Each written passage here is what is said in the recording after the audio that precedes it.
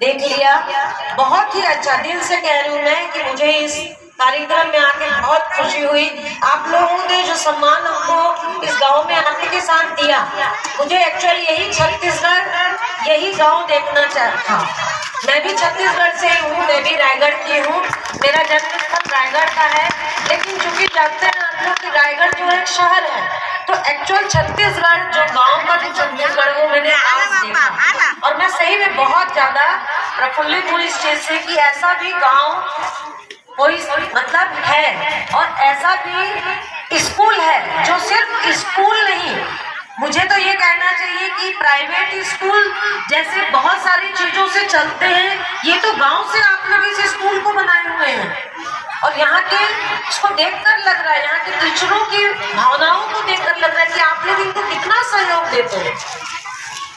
ये बातें कई जगहों पर मैं यहाँ देखी, या हर जगह पे ये होता है कि गांव वालों का स्कूल से नहीं पढ़ रहा है, स्कूल वाले अपने मर्जी से करना चाह रहे हैं, गांव वालों को इन्वॉल्व नहीं करना चाहते हैं, हमको ये परेशानी हो। पर यहाँ तो मुझे लग रहा है कि इतना बड़ा कार्यक्रम आप लोगों ने बना के इन लोगों को दे दिया है। ये तो बच्चे जो आपके बच्चे हैं, आपको लगता है कि ये स्कूल, ये गाँव, यहाँ के टीचर, यहाँ के बच्चे सब अपने हैं। बहुत अच्छा लगा। आप लोग मुझे भी अपना समझिए, हमेशा जब तक मैं इस जिले में हूँ तब तक आप लोग मुझे अपना समझिए। मुझे बहुत खुशी हुई समूह की महिलाओं से मिलकर, जिन्होंने बताया कि हम लोग यहाँ पे बहुत अच्छे से मिलजुल कर रहते हैं, किसी प्रकार की हमारे में किसी प्रकार का अनबन नहीं है, बच्चों को खाना अच्छा मिलता है। शासन सिर्फ योजनाएं लागू करती है, उसका इम्प्लीमेंटेशन, उसको क्रियान्वयन जो है वो एक्चुअल में टीचरों के माध्यम से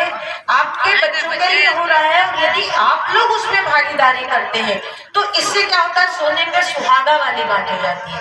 और मुझे ये समझ में आया है इस गांव को देखकर कि आप लोग इस काम को बहुत बेहतर तरीके से कर रहे हैं। कुछ बातें बताना चाहूंगी मैं। और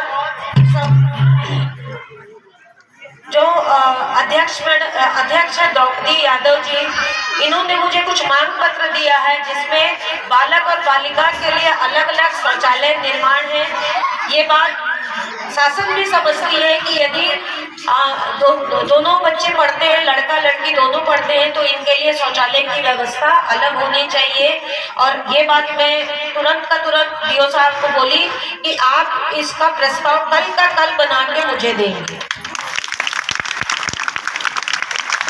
विद्यालय के बच्चों के लिए 5 सेट कंप्यूटर, बहुत सी सरकारी योजनाएं बच्चों के हित में और लागू होती हैं, यहाँ तक आते तक वो जो है दम तोड़ देती हैं।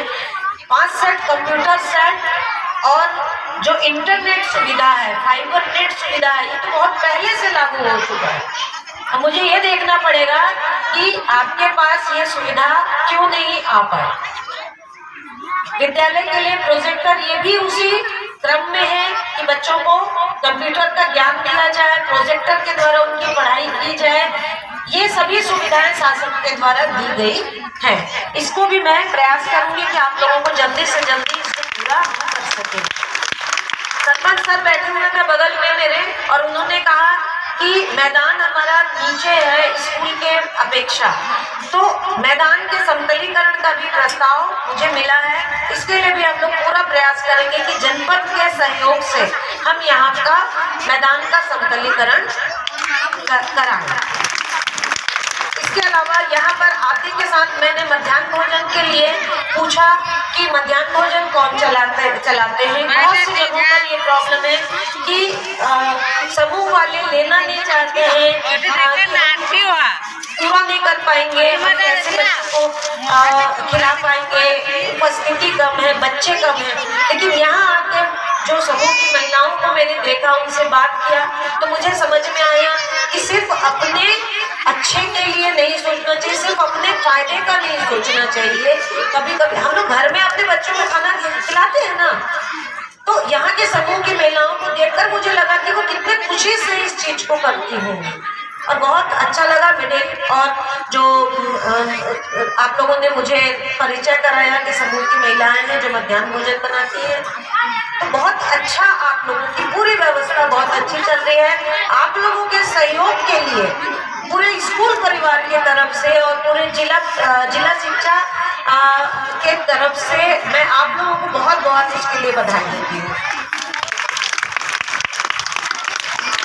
कुछ बातें सरकार शासकीय तौर पर मैं ये बताना चाहूंगी कि अभी नए कलेक्टर साहब आए हैं, उन्होंने कास्ट सर्टिफिकेट जाति प्रमाण पत्र के लिए एक अभियान चल के रखा हुआ है, जिसमें कक्षा पहली के से जाति प्रमाण पत्र बनेगा।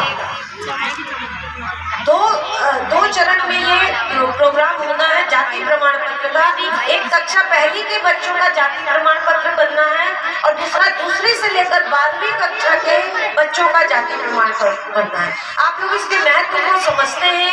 आज हर जगह पर जाति प्रमाण पत्र का बहुत महत्व है, चाहे वो छात्रवृत्ति हो, चाहे वो किसी भी प्रकार जो बच्ची ने NMS में जो लाया है प्रावीण्य सह छात्रवृत्ति, ये और सर बता रहे थे कि इस बार मैंने बहुत मेहनत की है इस चीज के लिए कि हम अपने बच्चों को उस परीक्षा में बैठाएं।